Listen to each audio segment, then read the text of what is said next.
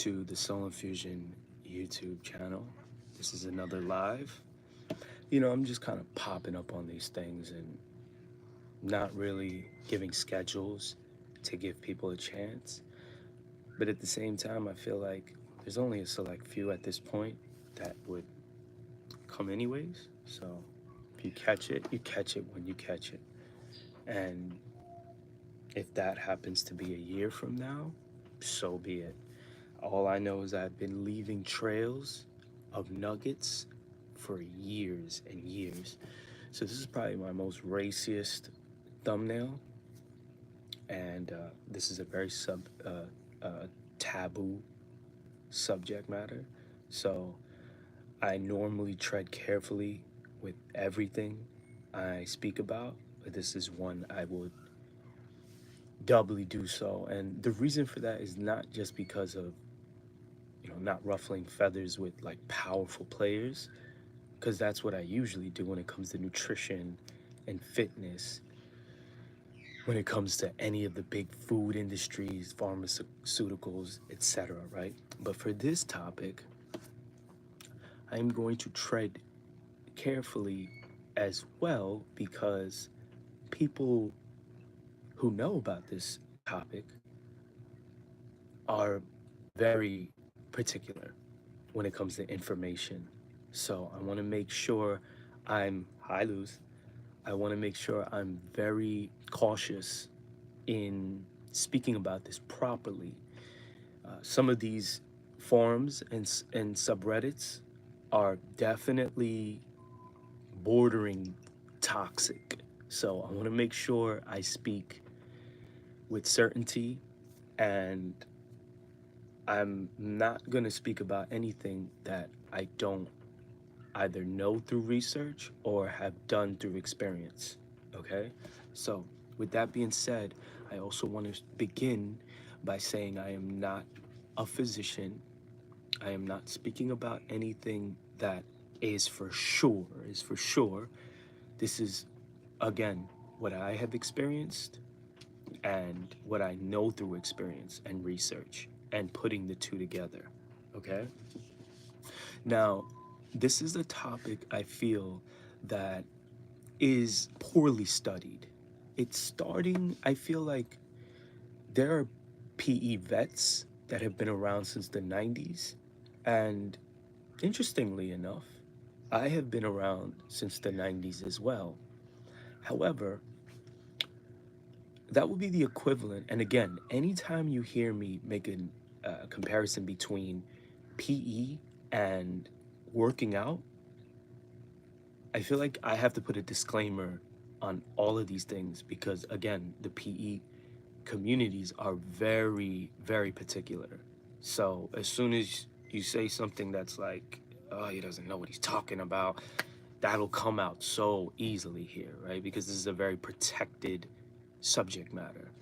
So I feel like in comparing it to working out, because I'm just talking about the work ethic that's involved, the discipline that's involved. You can be in something since the 90s, but that doesn't mean you have put forth the effort required to be able to excel in it. So if you knew about, let's say, oh, if you do bench press, right, then you're probably going to get a more muscular region of your pectoralis, right? Pectoralis major, etc. But if you weren't actually doing it and doing it consistently, then what good is that information? What good is kind of like sort of dabbling in it? Like, I did a little, I remember going to the gym and a couple of friends of mine were there and we all put like a couple of plates on the bench press and we were testing our might. I did it a few times. Do you think that's actually gonna grow your chest? No, it's not. So just because you knew about it back in the 90s and you dabbled in it a little bit, but you kind of like maybe did a little here and there over the course of a decade or longer, that doesn't mean anything. That doesn't mean anything's gonna happen. Likewise, when it comes to PE, I was around in the 90s. I knew about it. I even did it. And there, and I want to, this is a very detailed, intricate realm. So back then, it was about jelking, right? It was about pumping and jelking, okay? Jelking is spelled Jelq, okay? That's the word jelk. Jelking is, the act of doing a joke, right? So Jelqing, right? And whoever watches this, if there are any people that are trying to critique me, you can contact me directly. My socials are everywhere, okay? You don't need to make a video about something that I'm saying that's off, or because I will take it to you, okay? So let me put that out there. I'm saying what I'm saying through I am not the one. Oh, don't make a video on me like I'm not gonna come after you. I will. But when it comes to joking, it's something that has been around forever. This is probably like from, if you do the research on history, this is like from like the Arabs, the Egyptians from back when. I'm not sure if it's the Egyptians, but it's from like the Arabs. Well, way back into time, right? When they were doing this. So it's been around forever. And back then in the 90s, with any of these older forums that I was knowing about, and I even practiced myself, joking is a form of like, you take your shaft and you kind of like milk it, right? Nowadays, so you don't, and I'll provide visuals because I'm not afraid to be able to do that, right? If you look at the thumbnail that I'm about to release, very probably controversial, but it doesn't matter to me. This is like stuff that I feel men should know about, and I'm gonna put men on. So let's say this is your shaft, right?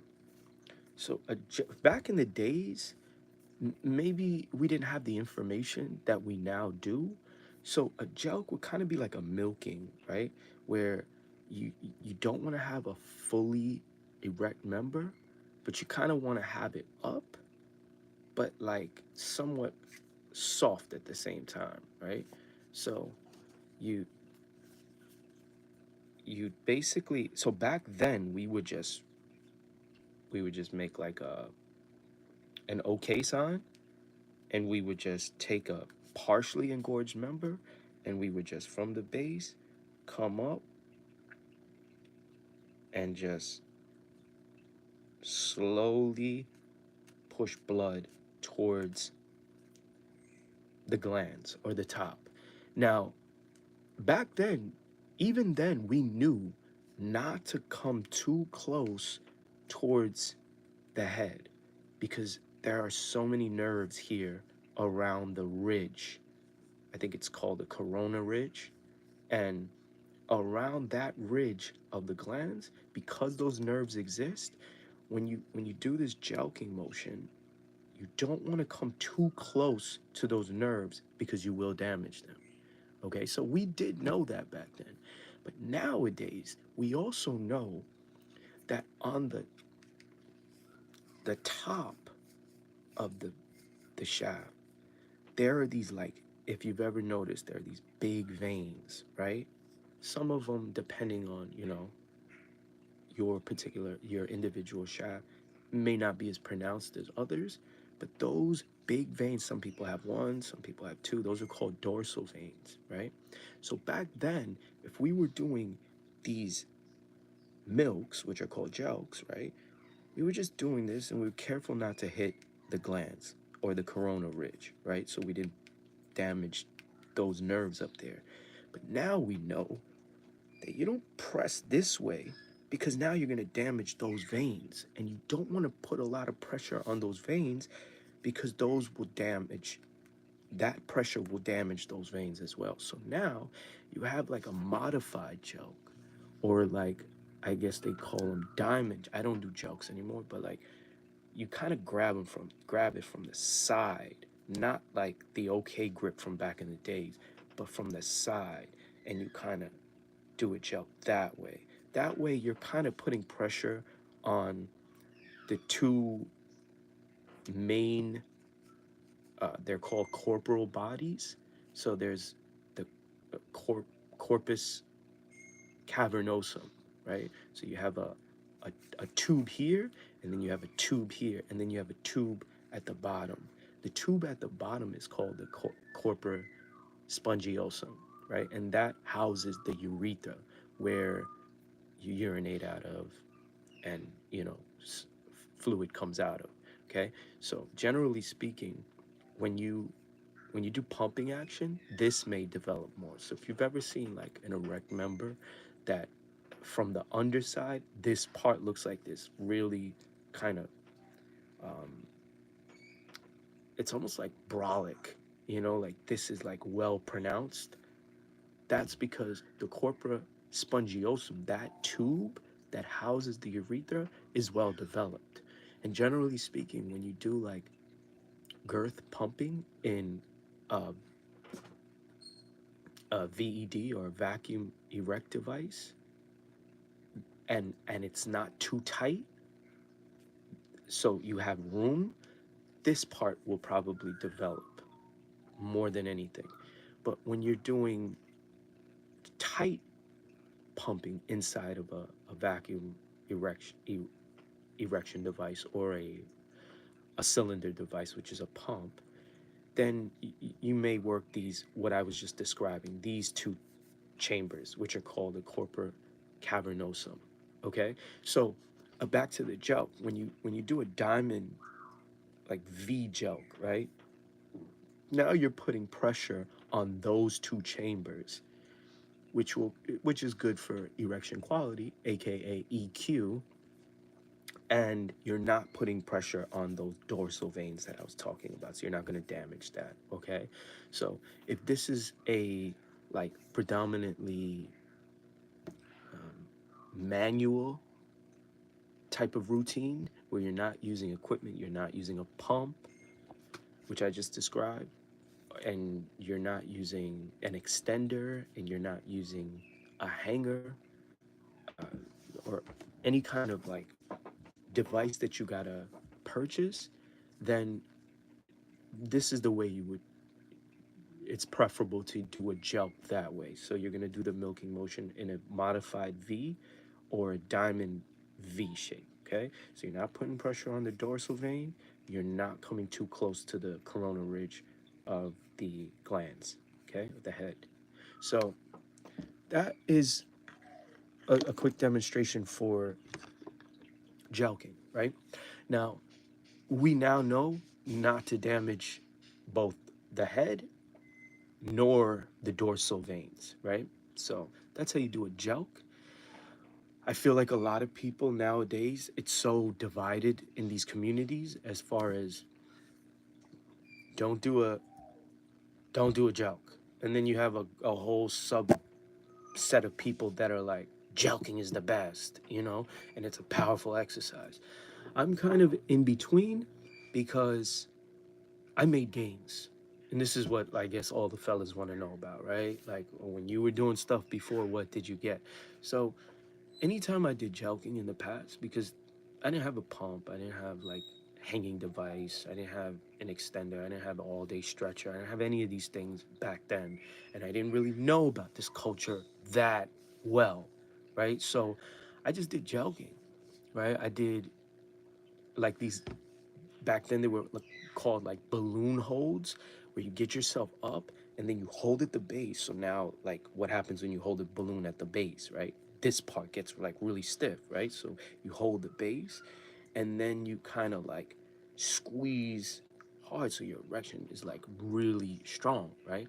And it's gonna be tough for me to really break this down, because we're almost 15 minutes in, and I've like barely scratched the surface. To do this in a very concise and uh, very, I guess, quick, laid out, thoughtful manner, is in one live stream, is very difficult. So I'm gonna do the best I can. I can already tell this is gonna take some time, but I'm gonna do the best I can, especially knowing that PE people, that may watch me at some point in the future are going to be scrutinizing what I'm saying.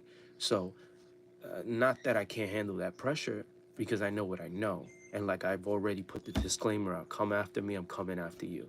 So, besides that, I feel like with the joking that I've done, so when I first started doing it, what I would notice is some immediate EQ after doing it for a couple weeks, right? EQ again is erection quality. So let's say you're on a scale of 1 to 10. If your EQ is at like a 4 or 5, then it's probably going to be smaller. It's probably going to not be so hard.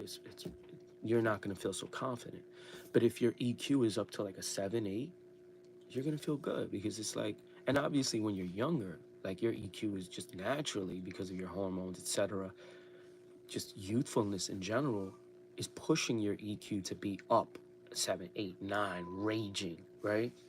So again, with joking, you're not supposed to have a hard one on. Yeah, for the balloon squeeze, that's good, because now that's a girth exercise, because this is the deformation of the tunica, which is like a protector. I told you about those three tubes, right? You have the corpus cavernosum on the side, and you have the corpus spongiosum that houses the urethra on the underside, right? So those are three tubes, right?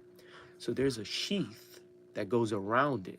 There's like a protective sheath that goes around it. That's called the tunica albuginum. And you have something similar for like around the heart. You have it in different areas of the body. Now, when you are doing something like, let's say, the balloon hold or balloon squeeze, right? You're forcing yourself to get a hard on that's like harder than you would normally get. And remember, when you're young, you're gonna have an EQ of like 9, 10 plus, right? So if you're doing an additional like hold when you're that hard already, you're squeezing blood into the area to like make your like that hard on even harder. So you're kind of squeezing against the tunica, right? So that is, we now kind of know, maybe we did back then, it's kind of deforming the tunica sheath, that protective sheath that's around these corporal bodies, right? So when you do that, you got to think of it like almost like a rubber band, right? Let's say there's a thick rubber band around these three tubes, right?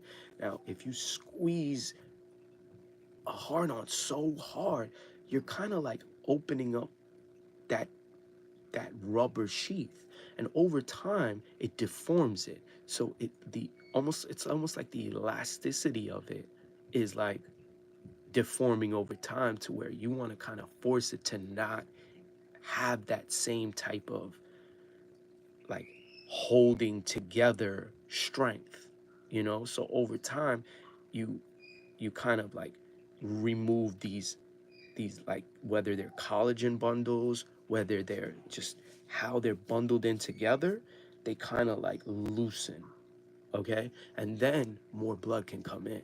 That's the deformation of the tunica, right? And if I'm not breaking this down according to science and math to the T, like I said, you don't need to come back and tell me I don't know what I'm talking, because you know exactly what I'm speaking about, and I know what I'm speaking about.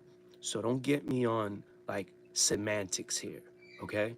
So, yeah, I feel like the equivalent, a female equivalent, is, look, we're in the male side of this, we're already like kind of poorly. Like I said, science is starting to slowly catch up, like usual, but and that is a jab, because come on, let's be honest.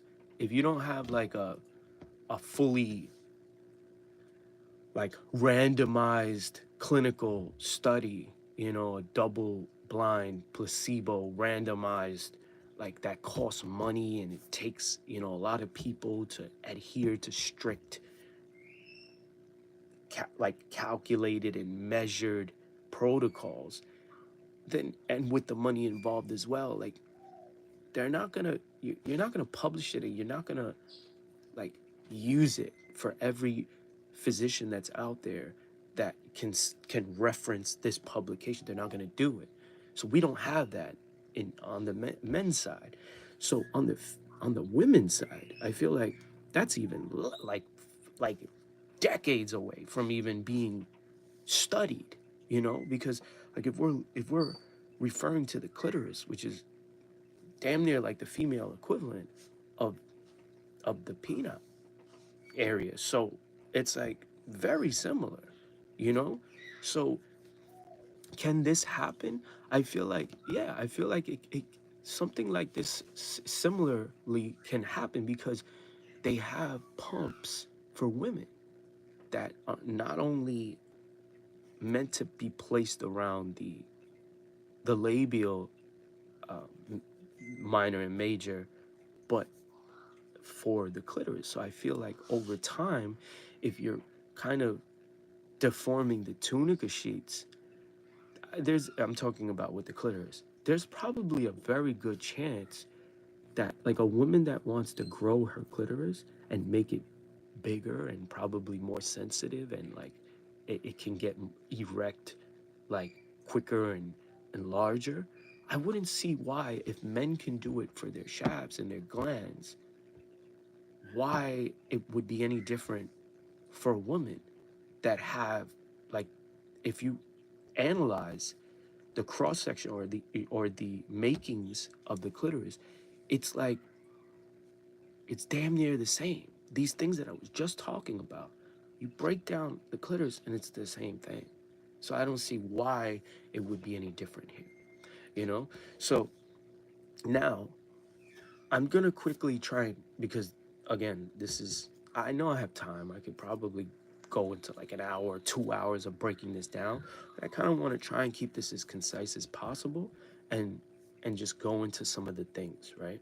So now that you know that I know what I'm talking about, again, I'm just putting it out there because I'm not one of those guys. I'm not gonna just like, oh, he made a, I'm not a YouTuber. I'm gonna come after you. But anyways, when it comes to this, let's go into a few different things that you can use. If Because in the beginning, I feel like most people suggest to utilize your hands instead of like going right to equipment, right? So you want to use your hands for, like I said, maybe modified V jelking, diamond jelking. You can use like I said, the balloon squeeze, which is like basically you get yourself as hard as possible. Basically mimicking a pump. It's mimicking what a pump or like a clamp would do. This is a clamp, right? This is a cable cuff pro. This is again a very mixed thing that people, some are like against it, and some wanna like, you know, basically like you'll have like a something like a soft clamp, which is you put it around the base, or like somewhere where it kind of like traps the blood in, and then you can kind of like, it'll help you do exercises, or you can get up as hard as possible and then put this around the base, and it'll hold blood in, and then you basically want to keep that for at least a good 3 to 5 minutes or longer, right? And then maybe while in it, very carefully, you can do side to side bends, and that will kind of like, remember, you're trying to deform the tunica. So over time, that sheath is kind of releasing the fibers that hold it together so that more blood can go in, right? So clamping is great. We have, so I have a few different pumps, right? So this is anyone, so you know what I know, right? This is a Lay Love. I also have a BM, which is a bath mate. So this is the with the eye pump. So everything is automated, and you just basically I'm not gonna go into like the features because this is not a promo for Lay Love, but you basically get up as hard as you can, not soft, hard as you can, right? Then you put yourself inside here hard, and then you pump up, right? So what I would say is suggested is, and again, there is length pumping and there's just regular girth pumping. But generally speaking, pumping is for girth, okay? Length pumping means where you pick the cylinder like this that's already kind of tight on you, and then your shaft is going to kind of be touching the sides, okay? So it really has nowhere to go as far as expanding outward. It can kind of only go up. That's why it's called length pumping, okay? So as hard as you can, get in there, pump, try and hold that seal in there for 3 to 5 minutes, and then you release it, and then repeat. So in a beginner program, you would do that like 2 or 3 times per day and try and do it as often as possible. I would say you would gun to do it like every day if possible, 5, 6 days a week. And so there's something called inches of mercury, right? Where that's how you measure the pressure that is helping you get that that engorgement. So the inches of mercury, right? So I so what's suggested is between 5 to 7 inches of mercury, right? I think the equivalent, depending on some sort of readout that you're going by, the KPA on that, I don't know what that really stands for, but it's correlated, is around like, and don't quote me on this. We were talking about like 15 to 20 kPa, which is like you're gunning for like, I would say 5 to 7 inches of mercury. That's the pressure you want to have in the beginning. And then you want to kind of push to get towards like 10 inches of mercury. Okay? And the reason why, if you hear some of the theories out here, is because when you have a normal erection, you're already at like 3, 4 inches of mercury, right? Depending on how hard you get and how your body is and what kind of cardiovascular shape you're in and etc. So if you have like, so let me just break this down a little bit, right? So this is how I'm thinking of it. If you have a hard on that kind of already naturally gets to like, let's say 4 inches of mercury, right? That's just you natural. You get a hard on, like you get a pretty nice 80Q hard on, right? And you got 4 inches of mercury just doing nothing. Now, if you go on the pump and you go to 4 inches of mercury, I don't know what the equivalent is, kPa. Let's just say it's 17 kPa, right? Depending on the readout again of your pump. All you're doing is just mimicking a normal erection. And if it's automated with like an eye pump like I have, then it's gonna kind of do it on its own for you and it's gonna hold it there. Great.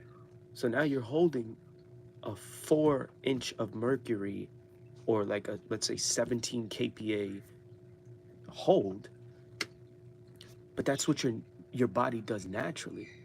So what is the benefit of doing that? Well, I think the benefit is, especially as you age, or if you kind of have mild ED, erectile dysfunction, then the benefit would be that you gotta have as many as a man, and I would think as a woman too, because they're similar. We were talking about the clitoris, in comparison to the penile shaft, the penile member, right? So I would think, and I'm not sure with the women, but for the men, the more hard-ons you get per day throughout life, the more your health down there is going to be on point.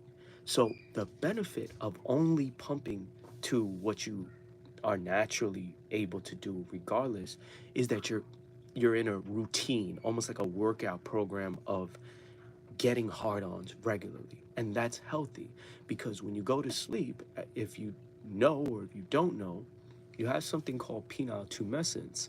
So you get spontaneous random erections throughout the night.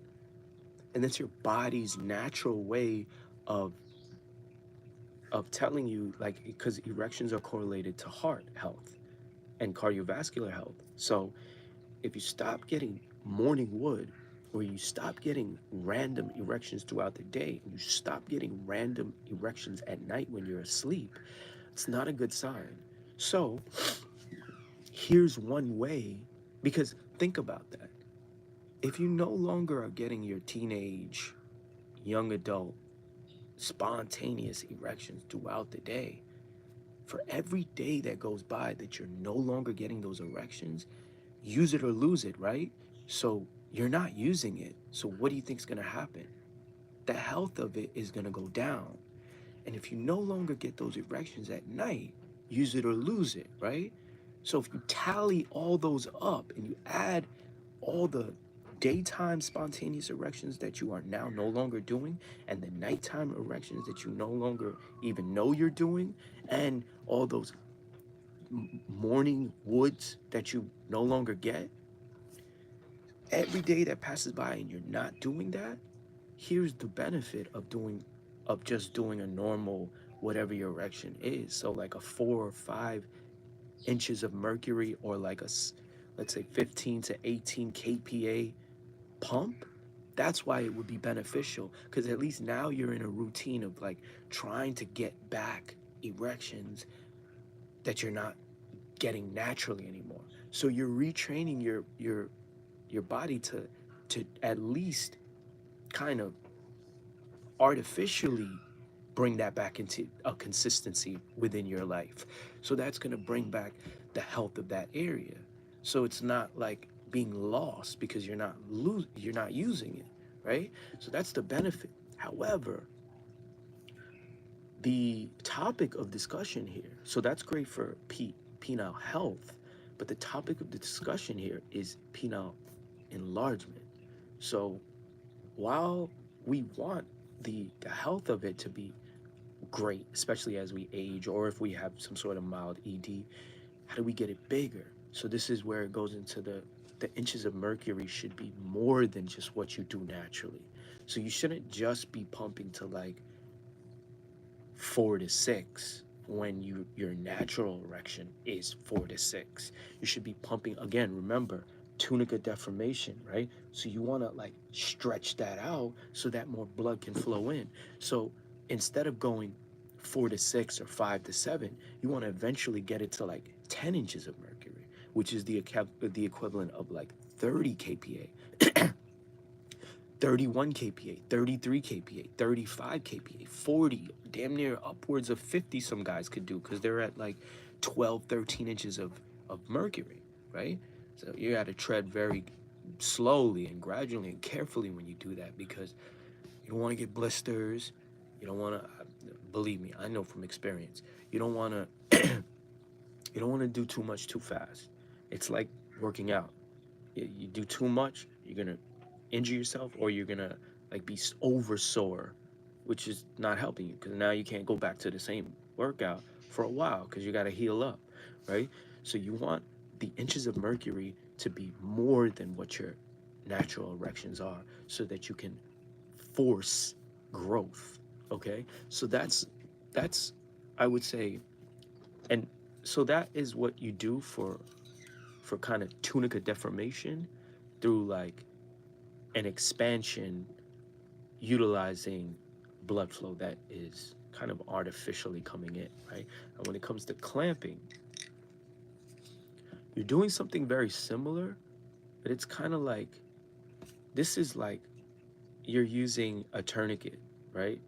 So when you cut off the blood flow like this, it's a hypoxic event. So hypoxia is like when you kind of like you're using like BFR, which is blood flow restriction, right? So when you use a tunica on, like, let's say your bicep, right? You tie a tunica, you tie a tourniquet around here. Now you you do a, let's say, a bicep routine, right? Because you have a tourniquet around it, now when you do a bicep routine, you're gonna see all the veins pop out. You're gonna see, like, everything is kind of now magnified in a sense. So that's because it's a hypoxic event. Hypoxia is setting in, which is like a restriction of like oxygen. And if you look up blood flow restriction when it comes to working out, it's tried and true. It's tested, and a lot of people swear by it. Likewise, in the PE community, when you when you have some sort of a stent and you put it at the base, and then you do some sort of a light workout, or you just kind of keep it there, it has a similar but different type of mechanic that's involved, like I just described with the VED, which is a vacuum erection device, or the cylinder I just showed you, which is a pump, right? So both kind of go hand in hand, slightly different in like the internal uh, workings of it, but one is a blood flow restriction hypoxic event. The other one is a, a you're pulling blood in through some sort of a pump device. Okay, and they both work for girth, just like kind of like joking does, right? I feel like when you're doing manual work, meaning your hands alone in the beginning, that kind of like warms you up to start doing stuff like this, which is like pumping and clamping, soft clamping or hard clamping. The Cable Cuff Pro is a hard clamp, right? Using some sort of a, like a rubber band or a sleeve that is a little tight, not too crazy, that is like soft clamping, right? Also, you have hanging devices, right? So this is this is the hanger I use. It's by a guy named Ben. It's called a male hanger. Okay, so it opens this way. It's like a medieval torture device, right? So, and it's funny and all that, but like I said in the thumbnail, like, get in it and get with it, or get left behind, because you don't want to be 50, 60, 70, 80 years old and like your penile health is shit and shot because you were making fun of stuff like this, right? And you gotta pop a pill if you think you're about to get lucky, or like, yo, your wife is in the mood, or like, yo, damn, we just had a great conversation and like we're doing well, and like, yo, I wanna like rock her shit, like, and you're immediately like, yo, how do I get this prescription? Yo, how do I go to a gas station and get a pill? How do I, like, that's not it. That's not it. And if you wouldn't have been making fun of this type of stuff, you would be proud of yourself because you're doing it naturally. So this right here, because I just went into like how a whole bunch of stuff is for girth. This is this is a hanger, as well as like extenders, which are kind of like, there are these devices like the Restore X and Total Man and Apex, and there's different ones, right? I use a hanger because I have oh, and let me go into the results, right? Because I didn't go, because I did say that's what men want to know, right? So when I did actually put time and consistency into manual work in the past, I'll come back to this. I gained in 14 months, 15 months of consistency. And it didn't, so this usually happens with me every time I do this. I'll get, like, I'm a pretty decent responder, and it may have something to do with my tunica and how tight it is, or, and then I'm usually in really good shape with blood flow, etc. So I respond well. Usually in the first like 1 to 5 months, I'll gain like half an inch. And then I'll kind of stall out where it's like the next 6 months I gain like a very slow. So in the first maybe like upwards of like 5 to 8 months tops, I will gain like a half an inch in length, right? And then in that same period of time, I will gain like maybe between point 0.1 to point 0.3, so upwards of like a quarter inch in the same period of time. And then I kind of like stall out, and then I just have to be at it for a long time for it to go further, right? So in my experience, when I did the 15 months, I gained just over an inch in length, and I gained about a quarter inch, maybe point 0.3 in length. And that was just manual work. Okay. So now, most recently, I've been doing work again, and I'm about 8 months in. And again, I have put on another, let's say, 3/4 of an inch, point six, point, definitely half an inch, but like almost 3/4 of an inch in like, and I did it in the first 5 months. Now I'm kind of like stalling out again. Um, and then I also put on this time, because of all the work I've been doing girth wise, I put on like a good, I would say, 0.35, point over point 0.3, so over a quarter inch in the same period of time of girth, right? So, and this time I'm like, because of aesthetics, I'm focused girth wise on not just the corpus cavernosum on the sides, but the corpus spongiosum on the underside. Like, I want the aesthetics. I want all three tubes to be like coming out nice. So I feel like in a year's time, you should be able to put on a half an inch in length. And if you're a good responder, quarter inch in girth in a year. Okay. And that may sound, listen, if you think that's too little, then this may not be for you. Then don't even worry about the size increasing. Just worry about getting it hard so you don't have to go get these pills and pop them. Okay, so that's probably what should be at the forefront of what you're trying to do, not the size increases. Okay, so but if you're about the size and you know you want to put that time in, like I said at the very beginning of this whole live, I was saying if you knew about bench pressing, and bench pressing would be conducive to kind of getting a strong chest, right? But you didn't really stay consistent with it and you didn't put that time in, what could you expect your chest to really do? It's no different here. Like, if you think you're just like a skinny, flat chested dude, and then like, yeah, I do a little bit of benching for like 3 months, I'm gonna go from a complete flat boy body to like, I got a man chest and frame now. That's not how it works. And this is even slower than regular like skeletal muscle, because you're dealing with smooth muscle tissues, ligaments, collagen fibers, all of this. So it's very slow. So if a half inch is something you're gonna make fun of in length for a year of work, and a quarter inch is something you make fun of in girth, then listen, skedaddle, like get left behind, right? Or stay in it and really get your EQ game and like your penile health on point. Back to the hanging. So this is something you, again, you would put yourself in, right? And you don't, like, some guys do this shit raw, like they just put their junk in there.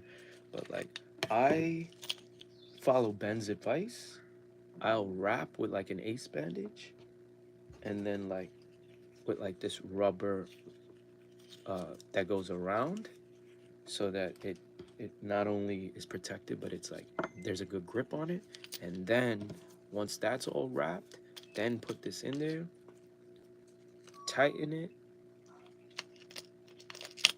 right? Tighten it, and then from here, you hang weight. Okay. So when guys start, I feel like they may begin with like half a pound, quarter pound. I feel like in the beginning, guys have to feel themselves because this is something probably very brand new. There's a learning curve to this. And it's like, whoa, think about it. Think about hanging like a quarter pound, right? That's it's gonna be something brand new for people.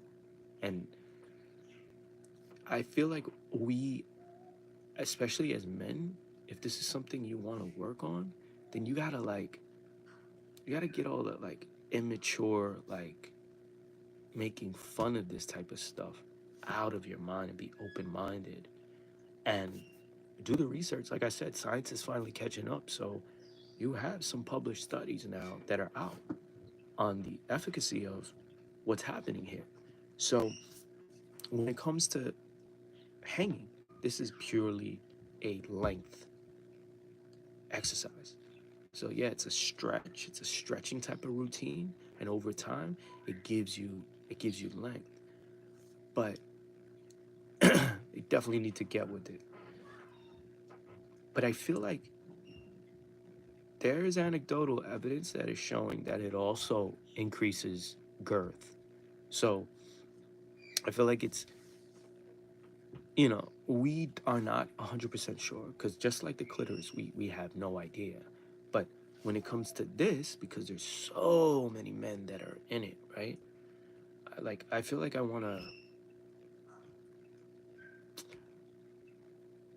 PE, like maybe when I title it, I want to title it so that anyone that puts in like anything regarding penile enlargement or PE or anything, they can find this live stream.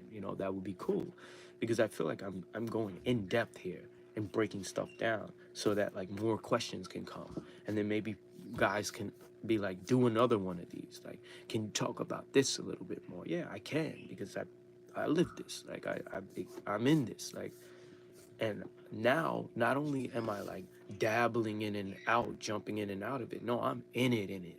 So it's like, I'm not getting left behind. I'm already with it. So anyone that does ever get to this, put your comments down. Like I said, this is a blessing, I feel, because you have a lot of, and not necessarily shade, but yeah, I'm throwing shots at all of y'all because you all like have these videos out there. Go ahead and say something about me. You have all these videos out there, right?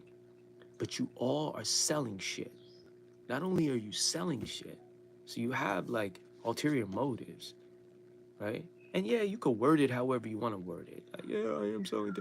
But not only, okay, it's one thing if you have products that you're selling, right?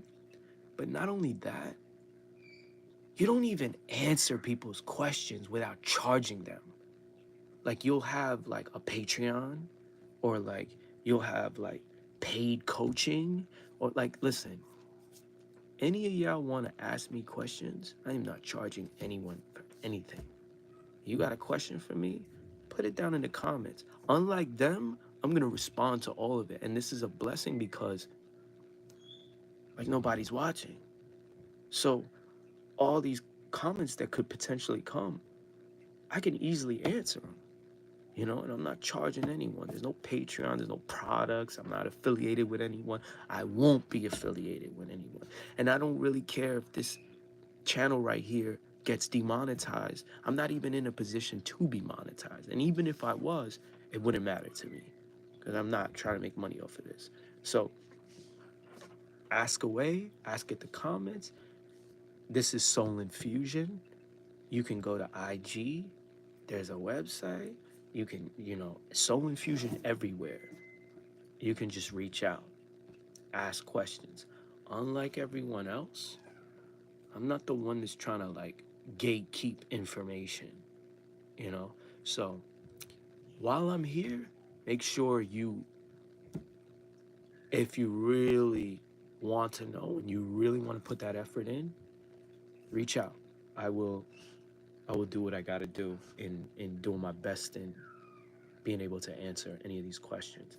We're almost at an hour, so um, I kind of briefly touched on hanging, and um, extending is something similar, but it uses a like a vacuum cup for the head, which then pulls. It's more of like a mechanical device that uses rods to kind of extend slowly over time. I've I've never used an extender, so I don't have the personal experience on utilizing extenders. I've used all day stretchers, but not an actual extender. And ironically, the extender is the one that actually has medical science backing it because there are medical devices, just like there are with pumps, that have been studied. But this is kind of like a more crude, barbaric kind of device, as how they see it, with like weights hanging off of it, etc. So they never, they don't have any published studies on hanging or hangers, but they do for extenders. And extenders are a little bit more elegant. Like they're like, it's like they're loaded coils, and these rods, and like they kind of, they have notches where they like click, and then you can like, I guess, extend a little bit more, click, and like you do it little at a time, little at a time. I can see how it's safe and it's kind of more mechanical, but this is what I use. It's very similar, and you know what you're dealing with. So what else? What else didn't I touch on? I went into manuals. I went into, look, maybe I'll end by saying some of the things, as far as like maybe, because I went right into PE, right? That's what this topic was about. It was about PE, which is enlargement, right? So I went right into the quote unquote meat and potatoes of it, right? And for me, meat would be like wild caught salmon, and potatoes would be like sweet potatoes, right? So let me clarify on that, because I am in nutrition and in fitness as well, and that's what this channel is all about. So, segueing into what you should be doing to even get into this is your body should be on point, right? Your cardiovascular health should be on point. You should make sure you are jogging, you are working out, something. You should be at least walking. You should be getting your steps in.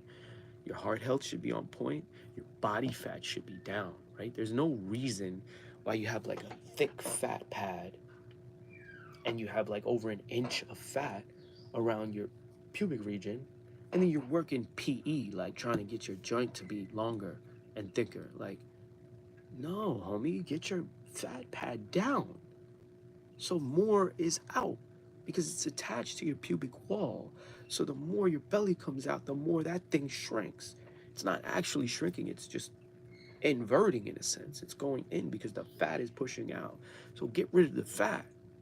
Like, I know that's tough for so many people, but that's like the quickest way to get your joint to come out. Okay, so cardiovascular health steps, get rid of that fat. That's one, like, make sure you get sleep consistently. These are all the things you should be worrying. Again, make sure you're hydrated, make sure you're eating properly, get some sun whenever you can. And like I said, please don't like nitpick and try and critique me on any of this stuff, because you know better. You know I know what I'm dealing with here and talking about. Don't do it. But besides that, yeah, like these are the fundamentals. I feel like foundational things you should be doing before you even get into any of this stuff. Oh, let me be like overweight and very obese, and let me work on PE. Do yourself a favor. Get your blood flow on point. Sleep, practice good habits. And then when you get all that down pat, and now you say to yourself, like, yeah, now I want to like really work on me. I want to work on other things about me. that's a solid plan, you know.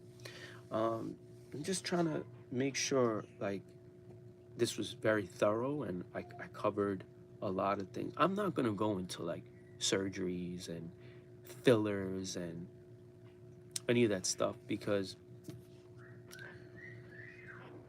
I feel like yeah, I could do another video on this, but I feel like the surgeries are feels just not worth it, you know? I feel like the fillers, despite what you may hear by some satisfied people or they seem to be satisfied, I feel like it's not worth it neither. You know, whether it's temporary or permanent. I just feel like it's not worth it. You know? I feel like just go through the process. You know, it's kind of like, oh, let me get abs and let me have them implanted or let me have them. You know you could just do what it takes to lose that body fat and you would have like we all have abs, right? Likewise, if you got rid of the fat, we all have something that's going to come out more. So instead of just like snipping something to like force it to drop out more when it's soft, get rid of the fat. Or like instead of just like filling something in with some sort of filler, whether it's hyaluronic acid or like PMMA or like, you know, Bellafill, any of this stuff, Restylane, whatever, right? Fat cadavers or, you know, fat transplants, like any of this stuff, like instead of doing that and maybe it'll come out lumpy and not so aesthetically pleasing and you know you got to be careful if anyone is going to even dare put anything in the glands. It's just like it's not going to be, the aesthetics are not going to be there. I can't see that it would, you'd be lucky if you got the aesthetics, I would see. Instead of that, just put the time in, put that slow, yeah, I said a year and you might get a quarter inch in girth. Okay, so you just want to rush and get an inch to an inch and a half in girth like in like 3 treatments or 4 treatments. No, that's not it. When you rush anything, you're not going to appreciate it. It's it's probably not going to be everything you thought it would be. As opposed to like if you took your time and really worked this and like it was a slow gradual process, you had to go through so much and like you got 3/4 of an inch in girth over like 2 or 3 years or maybe close to an inch. Now that's something to be proud of, you know? So yeah, I think I covered everything. I'm just really trying to think of if there's anything else that needs to be covered for this live stream. I'm gonna try and word it so that I can bring some people into this. But yeah, that's a that's really it. We're just under an hour. I think it was a good job. I think it was thorough, and you know, leave me alone. Don't have me come after you. That's it. Welcome again to Soul Infusion. I hope this was educational for you, and I hope you got something out of it. Till the next time, peace.